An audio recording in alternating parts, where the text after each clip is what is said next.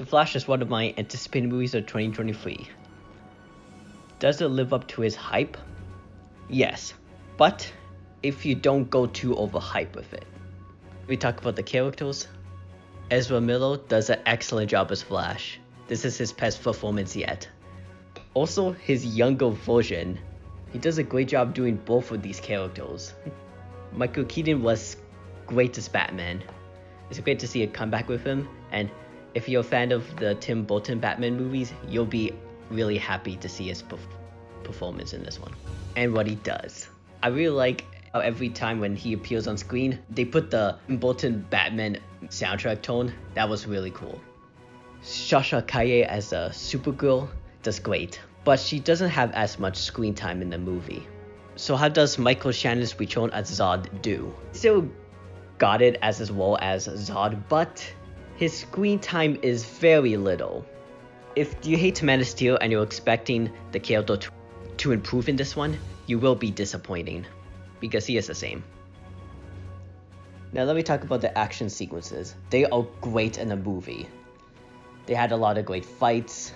There was a lot of Flash powers were excellent. I really like how he uses powers. They put the soundtrack of it is very good. So the CG in this movie, yes, it is very noticeable, but most of the action sequences are great that you will enjoy them and will mind the noticeable CGI. I'm not going to give any spoilers, but the opening of the movie was very strange and the CGI was a little stale. Like the first, I think 10 or maybe 15 or 20 minutes still had most of its problems. That I think some people might have a bad first impression of the movie when it starts. But there were some good moments in that first 20 or 15 or 10 minutes of the movie. But after that, the rest of the movie gets better. There were emotional moments with Ezra Miller's character as Flash. I heard other critics saying it's like the better version of Spider-Man No Way Home, but it's not like the DC version of Spider-Man No Way Home. But instead, the movie feels like A Wonderful Life meets Doctor Strange Multiverse of Madness. It's a better version of that movie. And it doesn't have any horror, but little tiny horror moment. And speaking of multiverse, is this movie full of multiverse cameos? Not really, it's not a cameo-palooza movie. But there was moments that have a little bit cameos, and they're very surprising.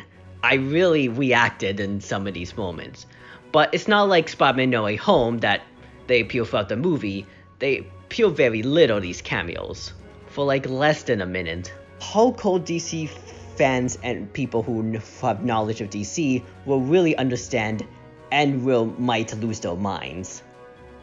There was a lot of funny moments in this movie. Surprisingly a lot. The jokes work very well. In the trailer there was some jokes I saw there that look cringe, but in the full movie, the jokes work better in it. But overall, The Flash is a great movie. Is it really the best DC movie ever as the studios really claim it to be? Well, it is not the masterpiece DC, but it's a great movie. It is not better than Guardians of the Galaxy Volume 3, Spider-Man Across the Spider-Verse, The Dark Knight, or The Batman. If you're gonna expect going to this movie about cameos after cameos, you will be disappointing. It's not really like that. I really do enjoy this movie, with its great action, Ezra Miller's great performance as Flash, Michael Keaton Batman Return, and funny moments that you will really laugh. It was a better DC movie after the bad taste of the mouth of Shazam! Fury of the Gods. It was surprisingly emotional. And the tiny surprise cameos were great too. I really recommend this movie, but don't go too overhyped, expecting to be like the best DC movie ever. It's a great DC movie. This is not the DC version of Spider-Man No Way Home. Do not go expect like that, or else you'll come back disappointing. I know most of the people don't want to see this movie because of what Ezra Miller done, but I'm sorry if you've not seen it because of that. Well, I'm sorry, you don't know what you're missing. It's a great movie, and I really recommend you should give this movie a chance, and you'll be surprised, but just don't go overhyped. I'm going to give The Flash an 8 out of 10. So we have like 3 good, great comic book movies. Are we finally out of the dark age of comic book movies?